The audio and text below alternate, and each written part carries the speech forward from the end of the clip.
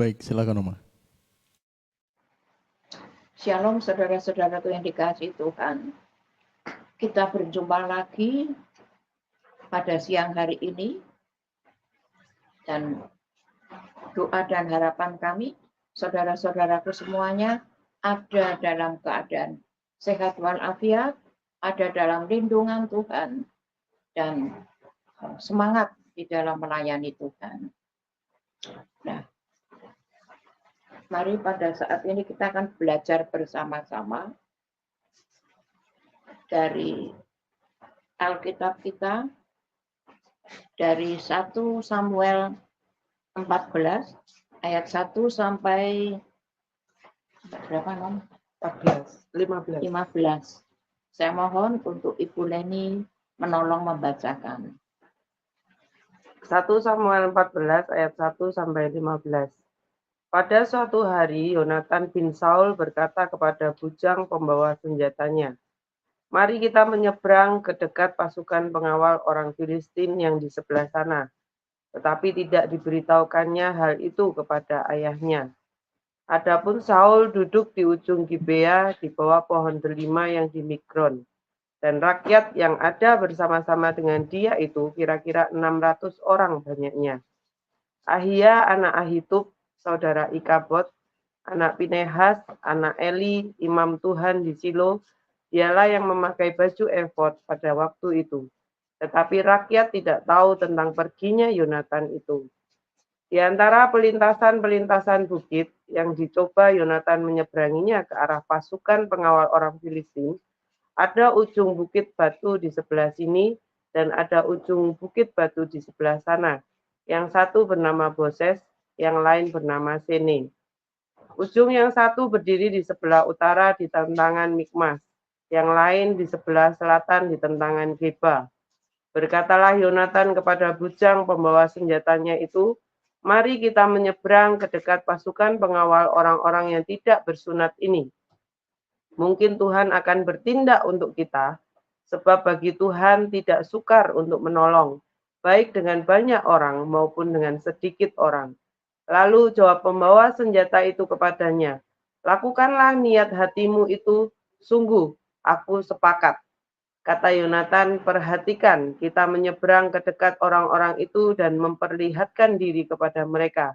Apabila kata mereka kepada kita begini, 'Berhentilah, sampai kami datang padamu,' maka kita tinggal berdiri di tempat kita dan tidak naik mendapatkan mereka. Tetapi apabila kata mereka begini, 'Naiklah kemari,' maka kita akan naik, sebab kalau demikian Tuhan telah menyerahkan mereka ke dalam tangan kita. Itulah tandanya bagi kita." Ketika mereka keduanya memperlihatkan diri kepada pasukan pengawal orang Filistin, berkatalah orang Filistin itu, "Lihat, orang-orang Ibrani keluar dari lubang-lubang tempat mereka bersembunyi." Orang-orang dari pasukan pengawal itu berseru kepada Yonatan dan pembawa senjatanya katanya, "Naiklah kemari, maka kami akan menghajar kamu." Lalu kata Yonatan kepada pembawa senjatanya, "Naiklah mengikuti aku, sebab Tuhan telah menyerahkan mereka ke dalam tangan orang Israel." Maka naiklah Yonatan merangkak ke atas dengan diikuti oleh pembawa senjatanya. Orang-orang itu tewas terparang oleh Yonatan, sedang pembawa senjatanya membunuh mereka dari belakangnya. Kekalahan yang pertama ini yang ditimbulkan Yonatan dan pembawa senjatanya itu besarnya kira-kira 20 orang dalam jarak kira-kira setengah alur dari sepembajakan ladang. Lalu timbullah kegentaran di perkemahan, di padang, dan di antara seluruh rakyat. Juga pasukan pengawal dan penjara-penjara itu gentar, dan bumi gemetar, sehingga menjadi kegentaran yang dari Allah. Amin. Terima kasih. Bulan ini. Nah, saudara-saudara, kita akan belajar dari firman Tuhan yang kita pelajari saat ini. Yang pertama, subtema yang pertama adalah kita sepakat dan mohon tanda-tanda dari Tuhan, sehingga kita mendapatkan satu kemenangan yang luar biasa tanpa kita pertumpahan darah, tanpa kita menumpahkan darah. Ya. Bukan berarti pertumpahan darah, berarti kita juga menumpahkan darah, di sana pun menumpahkan darah. Ya. Tapi kita tidak menumpahkan darah, justru musuh kita yang menumpahkan darah dan mereka mati sehingga kita mendapatkan kemenangan. Kita melihat, saya tetap minta di pertolongan ya, Bang. Ya. Kita melihat ayat 1 sampai yang ketiga. 1 Samuel 14 ayat 1 sampai 3. Pada suatu hari Yonatan bin Saul berkata kepada bujang pembawa senjatanya, "Mari kita menyeberang ke dekat pasukan pengawal orang Filistin yang di sebelah sana." Tetapi tidak diberitahukannya hal itu kepada ayahnya. Adapun Saul duduk di ujung Gibea di bawah pohon delima yang di Migron, dan rakyat yang ada bersama-sama dengan dia itu kira-kira 600 orang banyaknya. Ayat ketiga, Ahia anak Ahitub, saudara Ikabod, anak Pinehas, anak Eli, imam Tuhan di Silo. Dialah yang memakai baju efod pada waktu itu, tetapi rakyat tidak tahu tentang perginya Yonatan itu. Amin. Terima kasih. Saudara, kalau kita membaca ayat 1 sampai 3, itu merupakan satu fenomena yang menyedihkan, ya. Fenomena yang membuat mereka tidak ada harapan satupun, ya, karena mereka kalah perang. Di sebelah sana ada Yonatan, ya, dengan bujang pembawa senjata. Saudara, Yonatan ini merupakan jenderal dari militer itu, ya. Tapi dia hanya dengan 2 orang pembawa senjata. Bukan berarti mereka membawa senjata dan dia dapat menggunakan senjata. Tidak. Dia adalah dibayar untuk membawa senjata. Jadi dia membawakan senjata, terus mengikuti kemana Yonatan pergi. Dan dia meletakkan senjata yang sudah tumpul, dia memberikan senjata yang baru. Ya. Orang Israel tidak dapat mengasah senjata. Dia harus mengasah ke Filistin. Dan bujang pembawa senjata itu masih muda sekali ya, bujang itu berarti ya masih 16-17 tahun. Atau mungkin malah baru 15 tahun, masih remaja. Dia membawa senjata. Dia ada jauh daripada Saul, ya. Dan di situ ada Saul yang duduk di bawah pohon. Dia terkulai lemah. Dia ya mungkin jiwanya lara juga, ya. Dia lemah lunglai karena mengalami kekalahan perang. Kalah dalam peperangan itu. Saudara. Dia bersama 600 prajurit. Dia cuma dengan 600 prajurit yang sudah serang apa-apa, dia tidak punya apa-apa. Kira-kira begitu. Jadi sebelahnya lagi adalah Imam Ahia, ya, keturunan Imam Eli dia. Dia memakai baju efod. Dia adalah pendoa daripada pasukan itu. Dia imam, kepala di rumah Tuhan. Ya. Dia pun terkulai lemah, walaupun dia dengan baju efod, dia terkulai lemah, tidak mempunyai kekuatan apapun. Ya. Padahal dia seorang imam, tapi dia tidak dapat apa-apa. Ya, ini merupakan satu fenomena kalah perang yang menyedihkan. Padahal 600 tentara, Raja Saul, Yonatan dan 2 bujangnya, lalu Ahia, walaupun di situ tidak ditulis bahwa dia bersama hamba-hamba Tuhan lain. Dia sudah mempunyai apapun, makanan sedikit pun tidak punya. Sehingga mereka ada dalam fenomena yang kita lihat sangat menyedihkan. Saudara, lalu ayat yang keempat, tolong dibacakan. Di antara pelintasan-pelintasan bukit yang dicoba Yonatan menyeberanginya ke arah pasukan pengawal orang Filistin, ada ujung bukit batu di sebelah sini dan ada ujung bukit batu di sebelah sana. Yang satu bernama Boses, yang lain bernama Sene. Ya, saudara, ini tadi Yonatan ada di sebelah sana. Dia jauh daripada Ahia, jauh daripada ayahnya Raja Saul. Dia lalu mengajak dia mengajak bujang pembawa senjata, anak kecil-kecil 2, ya, masih remaja. Dia berkata, yuk kita ke sana, kita akan kita akan naik memerangi orang-orang Filistin. Saudara, kita tahu bahwa mereka kalah perang dan mereka sudah tidak punya apa-apa. Tetap pembawa senjata itu ada, karena walaupun senjatanya itu sudah tumpul, ya, sudah tidak ada yang baru, tapi dia harus membawa senjata itu sampai selesai perang, sampai ke tempat gudang persenjataan. Jadi dia terus ikut terus. Lalu Yonatan mempunyai niat untuk dia melawan bangsa Filistin itu, walaupun hanya dengan 3 orang.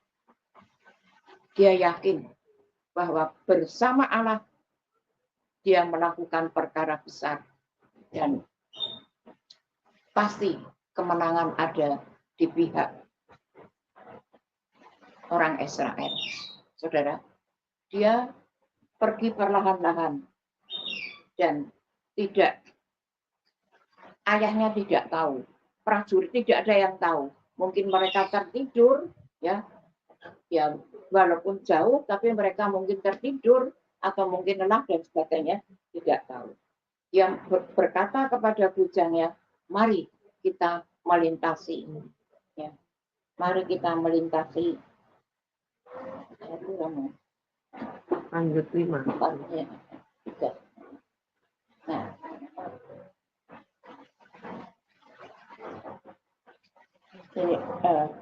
di antara pelintasan-pelintas yang akan dilewati oleh Yonatan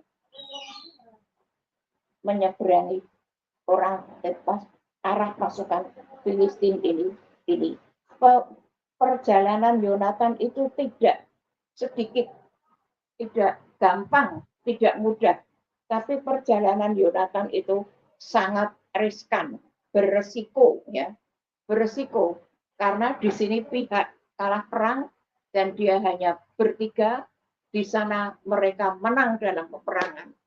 Sudah barang tentu dia mempunyai perbekalan yang luar biasa, baik di dalam perbekalan jasmani maupun perbekalan perang, ya.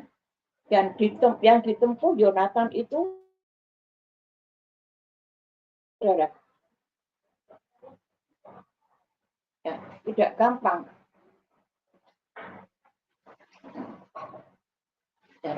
Di antara pelintasan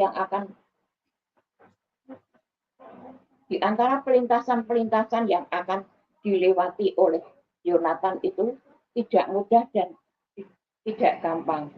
Di ujung sana, di ujung ada bukit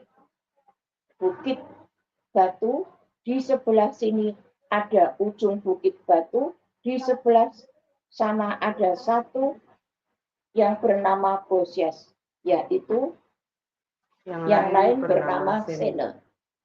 Sene apa Sene, ya? Saudara, Boses itu berarti cemerlang, satu kemenangan, ya, pokoknya hebat, luar biasa.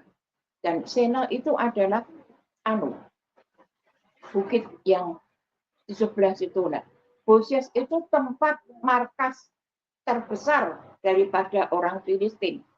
Dan itu adalah pertama, dan perwiranya ada banyak di situ, ya, saudara. Ya, ini sangat, ya, saudara. Yonatan itu sangat berani. Hosius dan yang satu adalah Sena. Ujung yang satu berdiri di sebelah utara itu di antara Mikmas, yang lain di sebelah selatan di tantangan Geba, saudara. Di sebelah sana di bukit, saudara. Artinya hill, bukan mountain, tapi hill, ya, pegunungan. Mak bongkose. Jadi di situ ada, tidak apa-apa.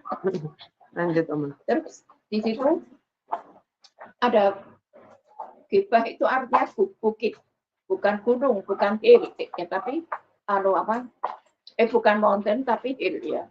Jadi itu pegunungan, tapi di situ ada ada Mikmas. Artinya pegunungan itu berduri. Berduri bukan berarti duri-duri itu bertumbuh, tapi bukit-bukit karang terjal dan berduri. Saudara, itu yang harus dilintasi oleh Yonatan dan dua anak kecil, gampangnya begitu, ya. Itu kabutan membawa senjata, saudara, ya. Itu. Terus berkatalah Yonatan kepada bujang pembawa senjatanya, mari kita menyeberang dekat pasukan pengawal orang-orang yang tidak bersunat itu. Mungkin Tuhan akan bertindak untuk kita, sebab bagi Tuhan tidak ada yang sukar untuk menolong baik dengan banyak orang maupun dengan sedikit orang. Lalu jawab pembawa senjatanya itu kepadanya, lakukanlah niat hatimu itu sungguh aku sepakat. Nah, saudara, apa yang akan dilalui pada saat itu? Yonatan belum melakukan, baru dia melihat bahwa di situ ada bukit yang berduri dan di sana ada pegunungan yang terjal, juga yang di sebelah sana lagi itu di ujung sana adalah yang namanya Boses, artinya bersinar. Nah, Boses itu adalah tempat daripada markas besar para panglima perang. Jadi itu garis depan, ya, bagi mereka. Ya, kalau orang siapapun yang datang pasti mati. Teringat saya pada masa zaman Belanda, ya, itu ada pos anim, ya. Kalau sekarang apa, ya, PLTG, ya, listrik, ya. Itu ada gardu yang ditulisi dalam huruf Jawa dan bahasa Jawa, dan sebelah sana namanya Perbuden Tugang. Tugang tulisannya, Perbuden Tugang, ya. Terus di sini juga ada tulisannya Perbuden Tropen, ya. Sing demek mati, gitu. Pokoknya siapa yang berani memegang gardu itu pasti mati, karena itu adalah gardu-gardu induk. Ya. Kalau sekarang nggak ada itu, semuanya tertumpu di PLTG, ya, semuanya. Nah, di situ dia harus melawan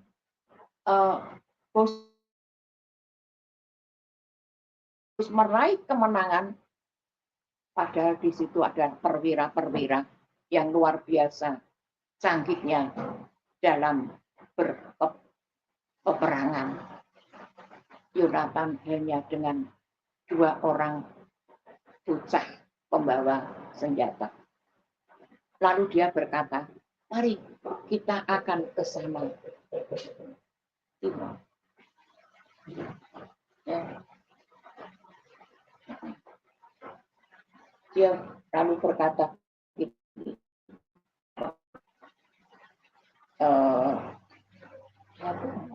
Ayat 6. Ayat 6 ya. Yonatan kepada bujang pembawa senjata, mari kita menyeberang ke dekat pasukan pengawal orang yang tidak bersunat itu. Jadi dia yakin bahwa dia orang bersunat, orang yang bersunat pasti disertai Tuhan. Amin, saudara. Termasuk saya dan saudara. Ya. Bersunat hati, bersunat mulut, sehingga kita apapun yang kita bicarakan adalah seturut daripada perintah Tuhan. Ya.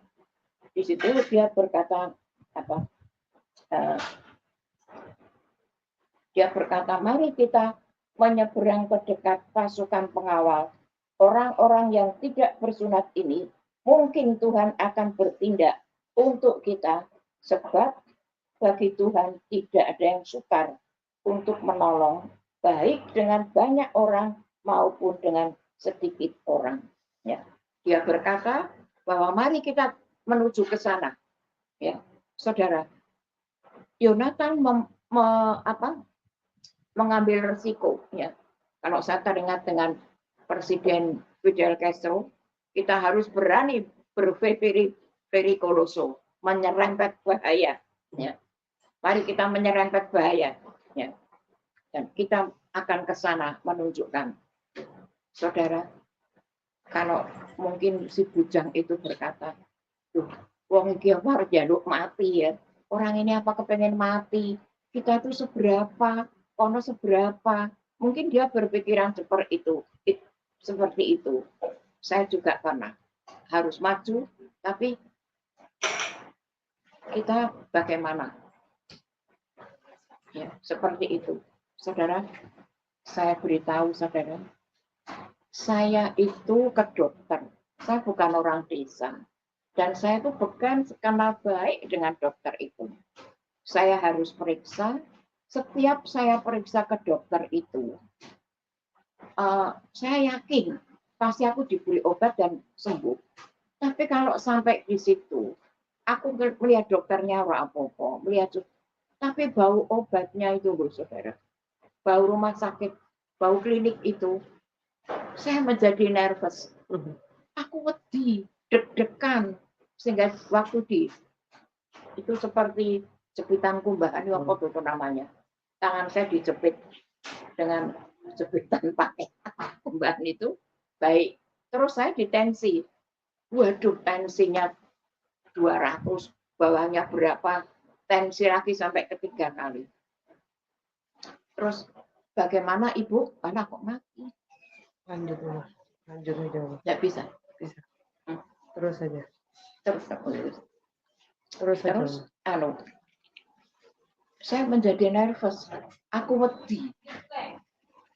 Jadi saya tensinya besar, tensinya tinggi. Jadi seperti itulah, ya. Mungkin si bujang kecil ini juga takut, tapi dia wanilah gitu ya. Sudah daripada awake dhewe sisan, daripada kita hidup berkalang tamak, lebih baik kita terus maju saja, ya, maju berperang. Lalu jawab pembawa senjatanya itu kepadanya, lakukanlah niat hatimu itu, sungguh aku sepakat. Kata Yonatan kata bujang pembawa senjata itu. Jadi untuk berperang, untuk melakukan tugas yang diemban oleh Yonatan, bukan emban dari dia mengemban perintah raja, tapi atas keberaniannya dia, atas kemauannya dia untuk menyerang Filistin, ya. Dia harus ada sepakat. Di dalam kita berdoa berjemaat, ya saudara. Kalau kita berdoa, 1, 2, 3 orang berkumpul di dalam nama Yesus, Yesus pasti hadir. Apalagi Yonatan juga mengerti, ya. Kalau Tuhan menolong, tinggal membalikkan tangan. Saudara, berapa lama kita berdoa? Seringkali kita tidak lalu mendapat jawaban, ya, tidak langsung. Tapi kadang-kadang justru kita tidak berdoa, ya, kita mendapat jawaban itu pada saat kita berdoa.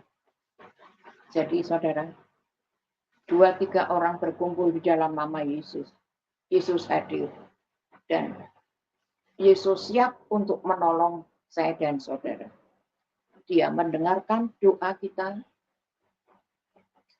dia memperhatikan satu persatu, dan dia pasti mengabulkan doa saya dan saudara. Walaupun belum ada jawaban, tapi kita sudah melakukan doa. Nah, bahasan yang saya bawa pada siang hari ini adalah satu kata sepakat. Ya. Mungkin kita saat ini hanya kami ini bertiga, ya, bertiga di sini berdoa di dalam nama Yesus.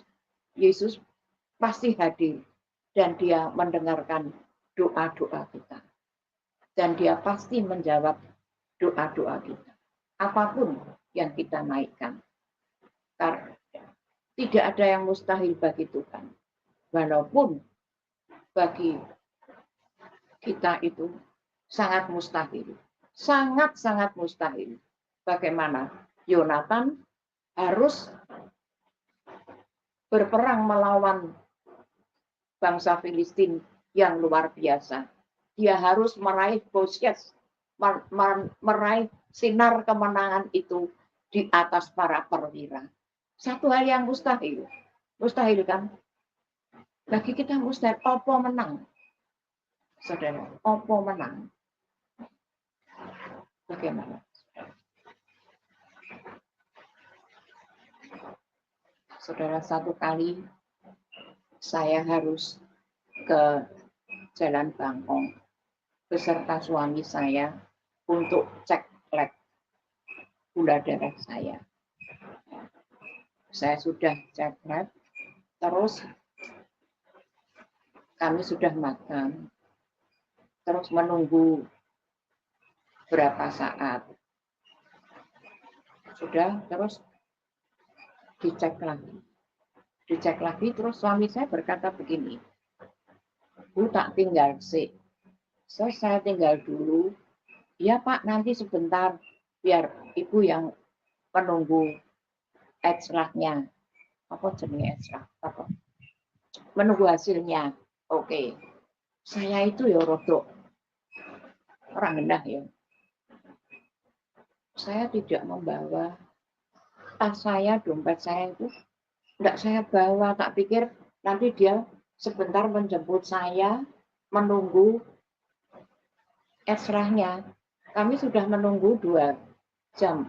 Terus suami saya pergi, ya wis sudah 2 jam ya. Berarti sebentar lagi kan.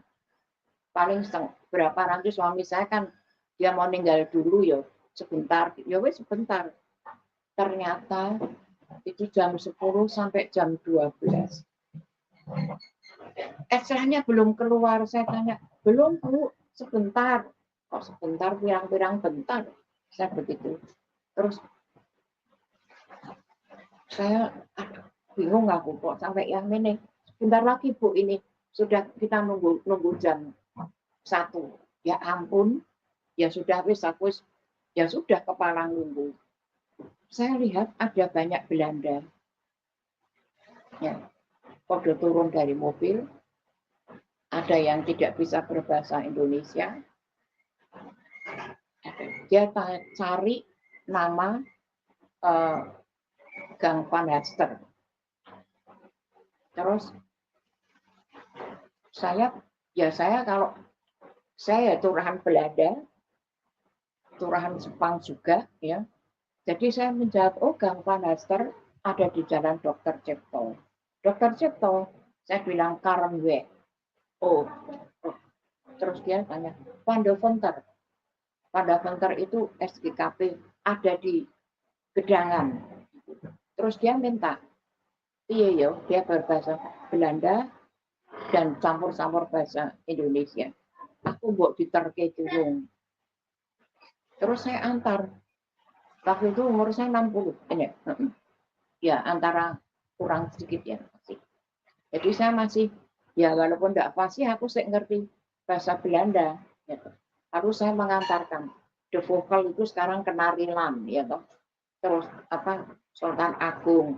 Terus kami ke, ya pokoknya jalan-jalan itu kami ke State Kamar Bola yang ada di laut, yang ada. Semua sudah selesai. Sampai jam 3 kami berputar-putar. Aku sudah dikasih makan. Terus saya di situ mereka juga ikut turun. Saya tanya, Mbak, sudah esranya? Sudah. Terus saya sudah dijemput tadi. Belum mau Bu. Gembes langsung bantu. Udah. Terus, piye lagi? Saya tidak membawa tas, tidak membawa apa-apa, cuma satu tangan. Terus aku balik piye? Nah, saya berpikir kakak saya ada di Sompok, ibu saya ada di Jalan Badak.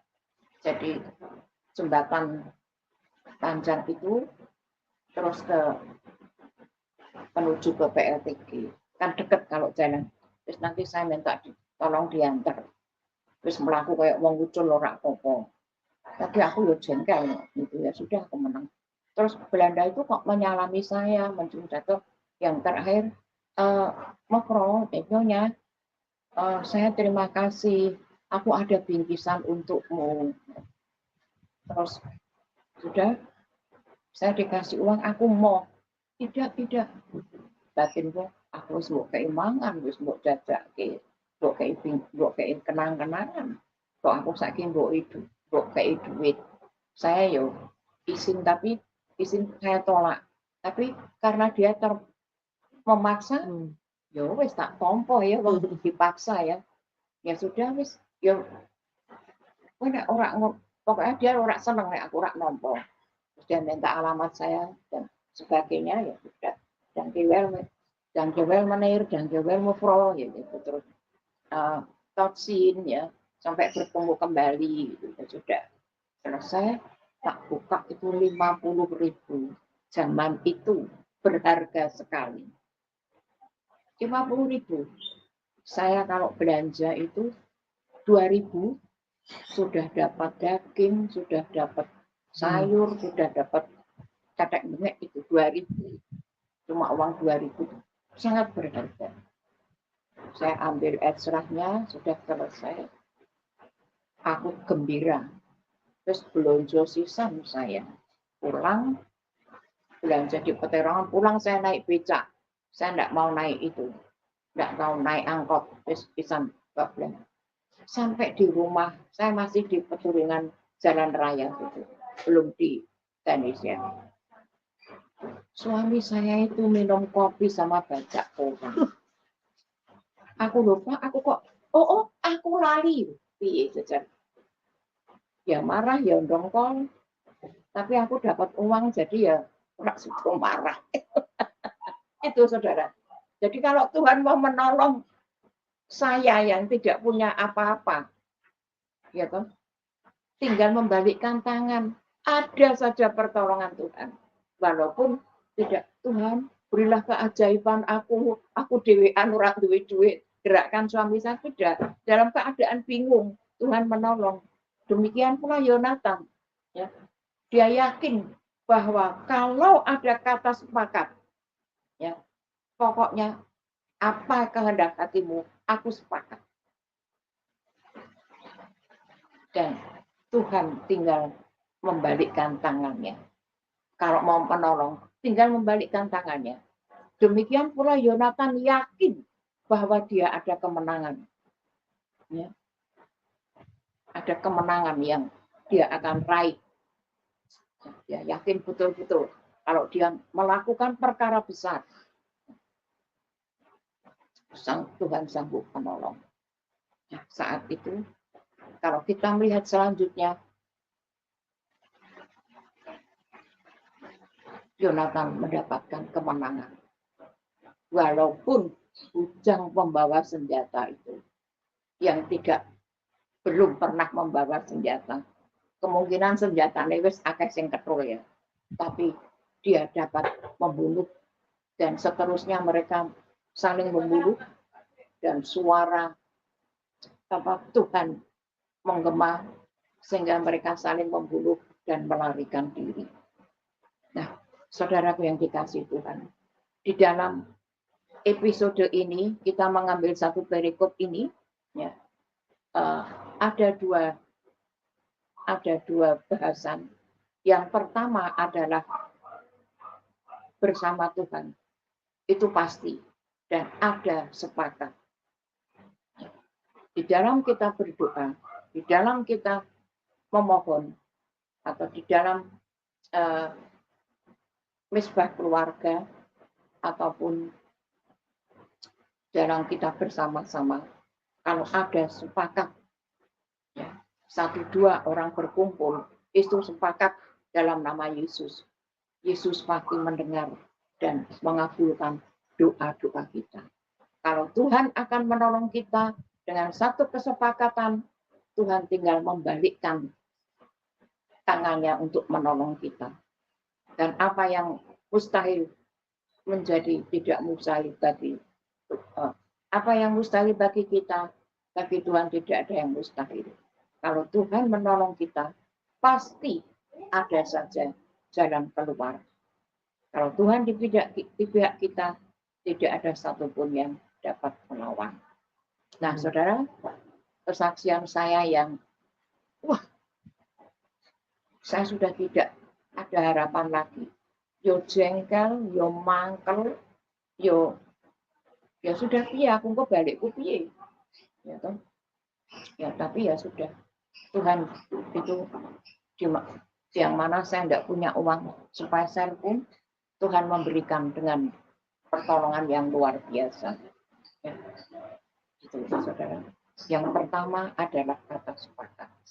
Nah, saudara, mungkin saudara seorang diri berdoa sendiri, berdoa sendiri. Karena apa? Kesendirian, tapi Tuhan pasti menolong. Dan lebih-lebih kalau kita ada mesbah keluarga, ya, saya beserta anak-anak, beserta cucu-cucu sebelum berangkat sekolah, kita berdoa, bersepakat, Tuhan pasti hadir, dan Tuhan tidak hanya memberkati, tapi Tuhan juga mengabulkan doa kita. Amin. Terima kasih. Saudara, mari kita berdoa. Tuhan, terima kasih untuk kemurahan yang sudah Engkau limpahkan dalam hidup kami, dalam firman Tuhan ini. Biarlah Engkau Allah Roh Kudus yang senantiasa menerjemahkan dalam hidup dan kehidupan kami, dari kesaksian Yonatan yang gagah berani, dia berani menyerempet bahaya, dan dia yakin bahwa Tuhan pasti menolong, yaitu dengan satu rahasia, satu kesepakatan. 2-3 orang berkumpul dalam nama Yesus, Yesus hadir, mendengarkan doa saudara semuanya, dan mengabulkan doa-doa itu semuanya. Engkau memberkati seluruh jemaat yang ada, Engkau memberkati dengan berkat kemurahan-Mu, berkat sukacita, damai sejahtera yang selamanya ada bersama mereka. Dalam nama Yesus, hamba-Mu berdoa dan mengucap syukur. Haleluya. Mari kita bersama-sama katakan, amin, amin, amin. Lebih